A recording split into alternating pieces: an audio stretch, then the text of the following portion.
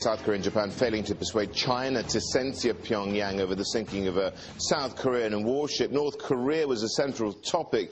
Leaders having a summit over the weekend in South Korea. In a joint statement, though, they said that their nations would work together to maintain stability and peace in the region. And guess what? They did not actually mention North Korea as well. Let's get over to Stephen Engel. He's in our Beijing bureau. Stephen, they don't even talk about or mention North Korea by name. So really, where does that leave all this?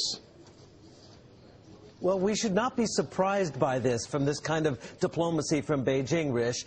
China rarely takes sides publicly on these kinds of issues of sovereign nations, other sovereign nations, particularly one this sensitive and so close to its borders. China does not appear ready to support possible United Nations Security Council action against Pyongyang, as Wen Jiabao over this weekend held back any sort of condemnation of North Korea over the sinking of the warship. The Chinese premier simply warning against letting the warship incident leading to conflict in the region. China will continue to work with every country through aggressive negotiation and cooperation to fulfill our mission in maintaining a peaceful and stable status in the region. This is the way to achieve a shared common purpose and long-term benefit.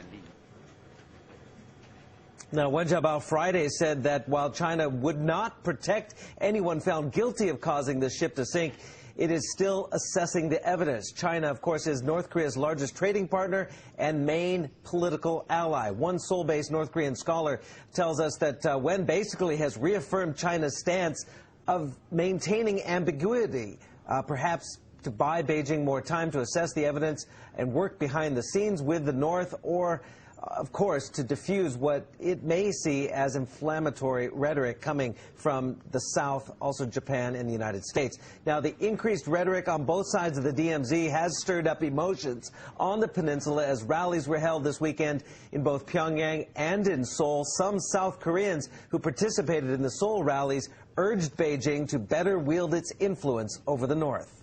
I hope China no longer protects North Korea and acknowledges the truth on the Chonan incident. And I wish they would stop North Korea's provocations. Now, the only clue of any kind of action we might be getting from China is a news report out of the Sahi newspaper saying that China may have suspended some shipments of goods, including grain and chemical fertilizer, and that China may be considering, Richard, freezing part of the economic assistance project that it announced in October. But still nothing public coming from Beijing. Back over to you. Stephen, thanks a lot for that. Stephen Engel there joining us from Beijing.